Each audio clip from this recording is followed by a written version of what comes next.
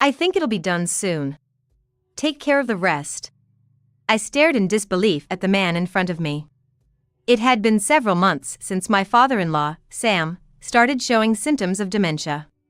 His son, Luke, and Luke's wife, Rachel, were planning to abandon Sam and escape from this situation. Sam is a person who could be kind to anyone without discrimination. I, and certainly Luke and Rachel too, had been supported and helped by Sam numerous times. And yet, are they trying to repay kindness with ingratitude? Or are these two so heartless that they don't even feel indebted? The rising frustration and anger inside me left me speechless. I glared at Luke and Rachel, who were selfishly acting during this difficult time, instead of speaking. Unaware or unconcerned about my anger, they continued preparing to move out. I wanted to scold them for their lack of compassion, but before I could approach, they hurriedly left for their new home. Reluctantly, I returned to the room where my father-in-law waited. Despite being betrayed by his son, Sam had a smug look and said with a grin, "I've been waiting for this moment. My name is Catherine. I met my husband, Tim, through a mutual acquaintance when I was 40. I wasn't planning on marrying again, intending to live freely with hobbies and travel, but Tim and I got along very well. I was open to a common law marriage, but Tim was adamant about a formal one, so we went through the official process. Upon our marriage, I moved out of my apartment to live with Tim and Sam in their family home. Tim's mother had passed away 5 years earlier, leaving Sam living alone. The suggestion to live together came just before our marriage. Initially wary of it being for caregiving, I found Sam to be healthy despite his age. Tim and I felt capable of caregiving if needed in the future. Sam, knowing I might feel burdened, proposed separating our living spaces. He lived on the first floor, and we lived on the second, which had its own kitchen and bathroom thanks to minor renovations. This setup allowed for some privacy and was never stressful. Sam's considerate nature was a major reason for deciding to live together. Our life was not glamorous, but it was peaceful. Then tragedy struck. Tim suddenly passed away. I received the news while preparing dinner. It was a call from Tim's phone, which was unusual during work hours. There was an emergency responder on the line, informing me that Tim had collapsed at work and was being transported to the hospital. I rushed to inform Sam, who was usually watching TV at this time, but he wasn't there. I found him asleep in his bedroom. Hesitating to wake him, I left a note, "Tim has been taken to the hospital, I'm going there," and rushed to the hospital. It was only a 15-minute drive. But by the time I arrived, Tim had already passed away. The cause was a sudden cardiac event. It was attributed to heart disease, and it seemed to be classified as a sudden death. I was in shock, barely registering the doctor's words, and sat down heavily. How long had I been sitting there? I noticed a missed call on my phone. The call was from my father-in-law, Sam. Just as I was about to answer it, the call ended. I managed to regain a bit of composure and decided to head home for the time being. Returning home, Sam was waiting at the entrance. I hurriedly parked the car and ran towards him. "About Tim!" He looked pale. He was clutching his phone, worried about his son. I hesitated to tell him the truth. Inside, we sat down, and I managed to say, "Tim. He's passed away. It was sudden." I thought I should relay what the doctor had said, but I was so choked up that I couldn't find my voice. I was still struggling to accept the reality. Sam was shocked, but didn't press me for more words, sensing my state. We parted for the night to gather our thoughts and planned to talk more the next day. Alone in my room, I couldn't sleep, grappling with the fact that I'd never see my beloved husband again. Sitting up in bed for a while, I realized it was already bright outside. It was 9 a.m. when I checked the clock. Thinking he'd be awake by this time, I headed to my father-in-law's room. As I entered the living room, I found him already sitting in a chair, drinking coffee. It seemed he hadn't slept either, his eyes red and swollen. I explained to him about Tim's passing and what the doctor had told me as best as I could remember. Sam listened with a troubled expression and finally let out a tear, saying, A parent should never have to bury their child. Tim and Sam weren't particularly close, but they cared for and respected each other deeply. Tim's proposal to live together was likely to prevent his elderly father from feeling lonely. And Sam, not wanting to burden me, had hesitated to live with us, as I learned from Tim earlier. Prioritizing my feelings as his son's wife, Sam had always been a warm-hearted person after we started living together. Seeing such a father-son relationship up close, I felt a sharp pain in my heart for Sam, a grieving father. Although overwhelmed with grief, we had to proceed with the necessary arrangements as the bereaved family. We divided tasks like contacting relatives, arranging the funeral, and handling paperwork. After the funeral, Sam and I arrived at the house. Then, as my father-in-law started to say that he had something to discuss, I sat down in a chair in the living room. "Catherine, what are you planning to do now? Will you continue living in this house?" Now that Tim was gone, it was just the two of us. I sensed Sam's concern, giving me the freedom to live as I wished. But like Tim, I deeply respected Sam.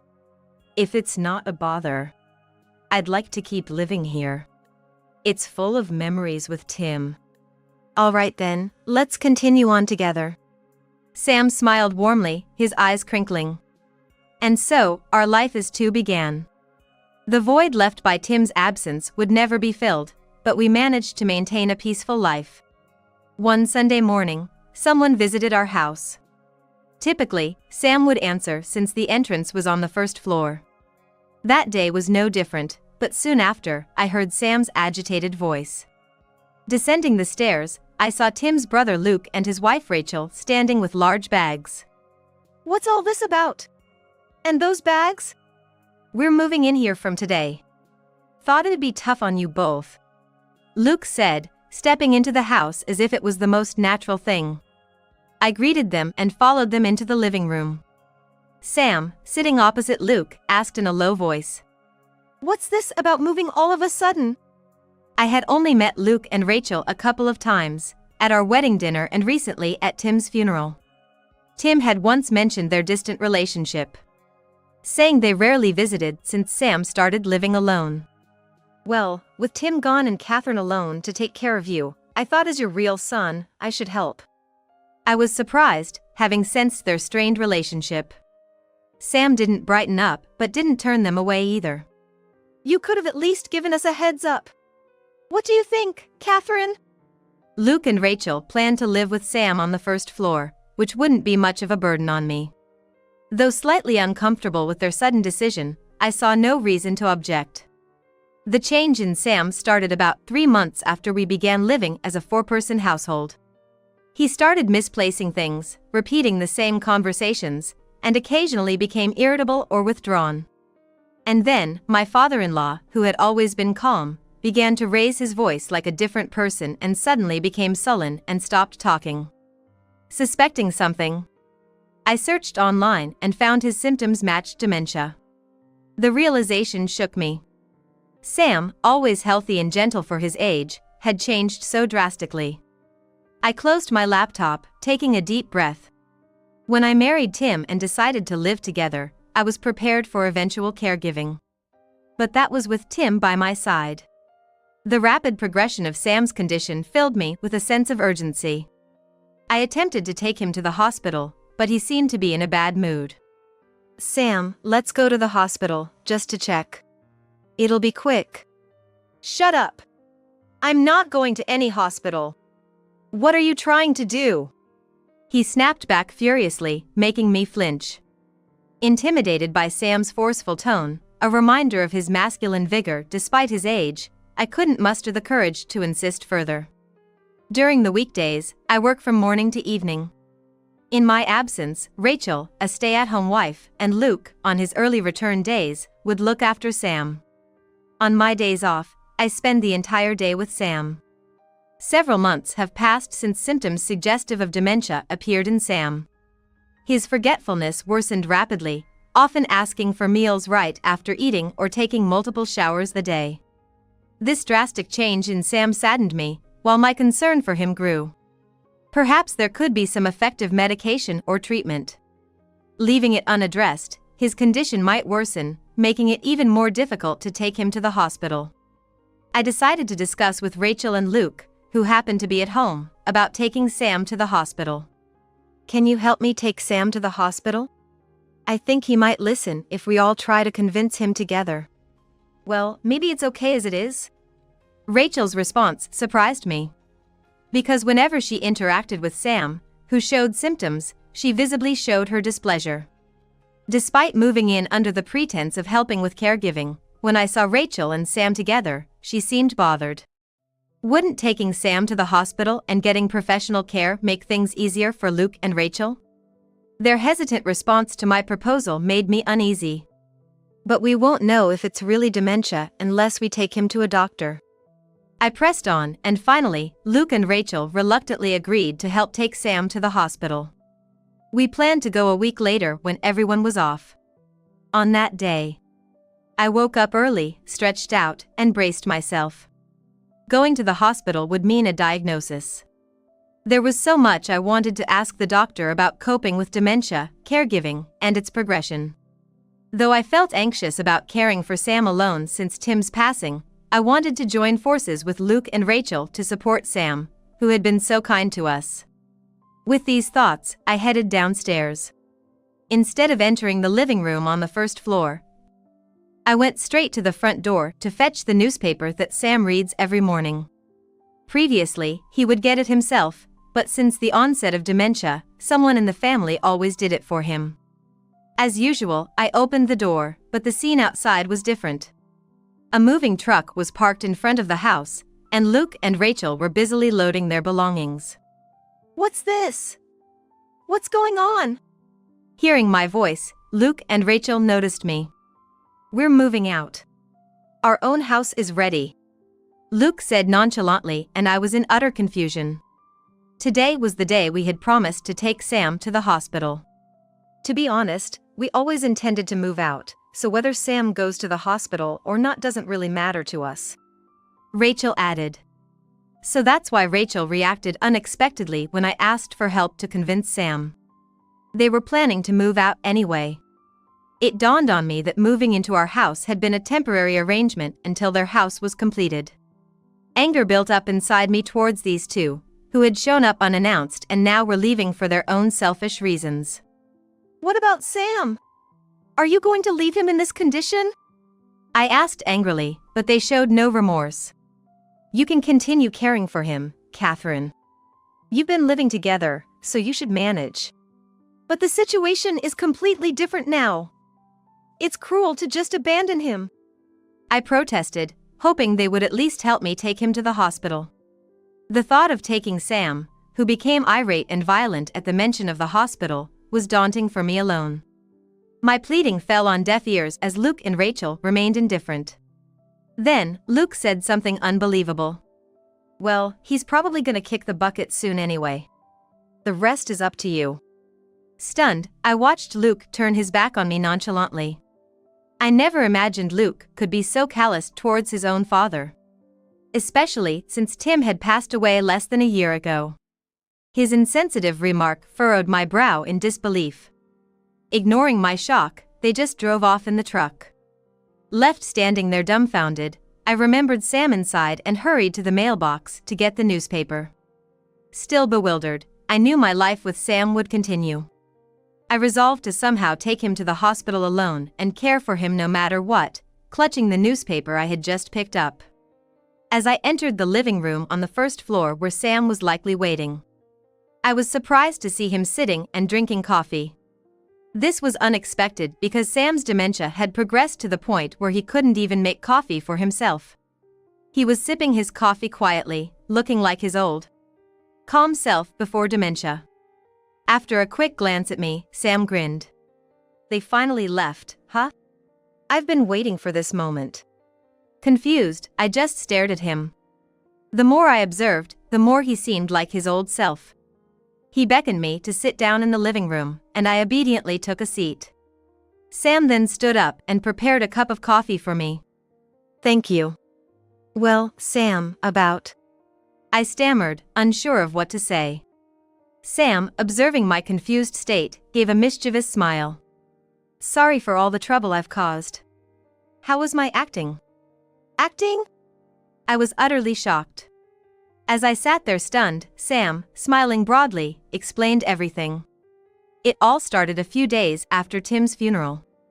Luke had proposed to Sam to live together to prevent me, Tim's wife, from shouldering the caregiving responsibility. He and Rachel would take care of him instead. Concerned about me, Sam had agreed and moved in with them. However, Luke and Rachel claimed they had no money, so Sam ended up paying for their new home in full. He had planned to eventually tell me about this and hand over this house to me. But when Luke and Rachel moved in, Sam felt something was off. His suspicions were confirmed when he overheard a conversation between Luke and Rachel. Are you sure we won't get caught for leaving Sam and moving out? Of course. We'll live in our nice new house, and Sam's paid for it anyway. They had planned to make Sam pay for the new house and then find an excuse to live there alone. Sam was initially happy to live with his estranged son, but felt betrayed when he realized it was a deception. Just imagining it makes my heart ache, and I think it must have been even more painful for my father-in-law, who was directly involved. Despite his heartache, he still wanted to believe in his son. He pretended to have dementia, hoping to test their conscience. The result was disappointing. Rachel started to despise and mistreat Sam with his supposed dementia. And Luke, his own son, showed no concern or care. Sam had resisted going to the hospital, fearing his act would be uncovered. Overwhelmed with all this information, I realized that Luke and Rachel had cold-heartedly deceived Sam, who had been so kind to them. To my astonishment, Sam said, "I won't show any mercy to those heartless two." No mercy? What are you planning to do? Well, you'll see soon enough. Sam replied, hinting at some plan, but I was clueless.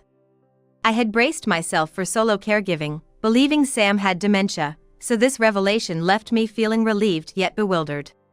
Sam apologized repeatedly for deceiving me, even temporarily, and for the trouble he caused.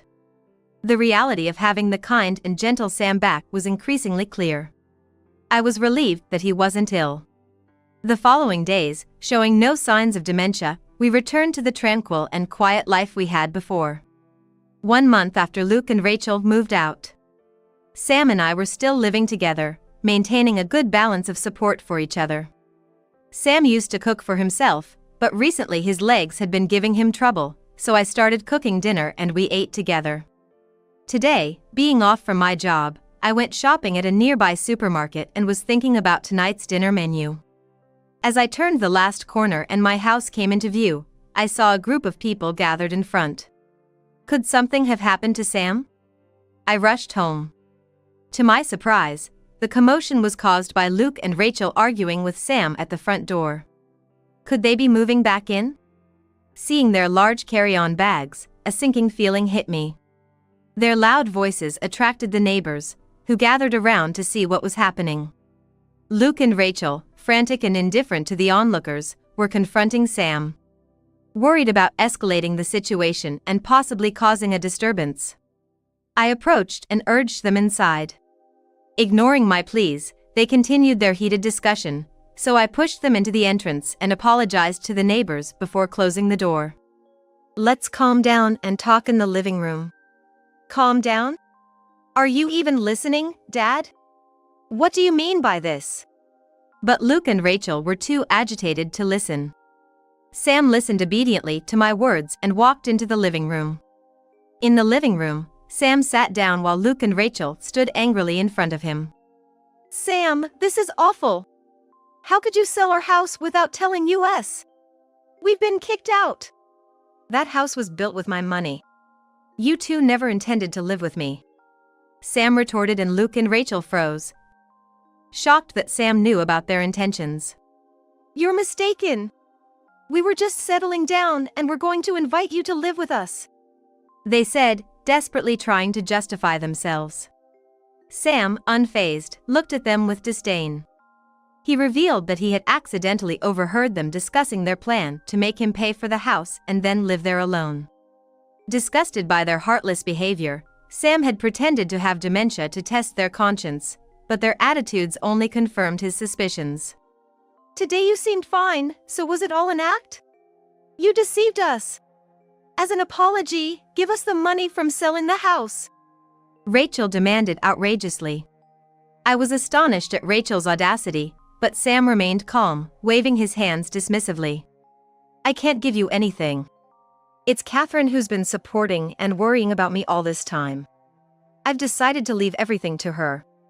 Luke's face turned red with anger.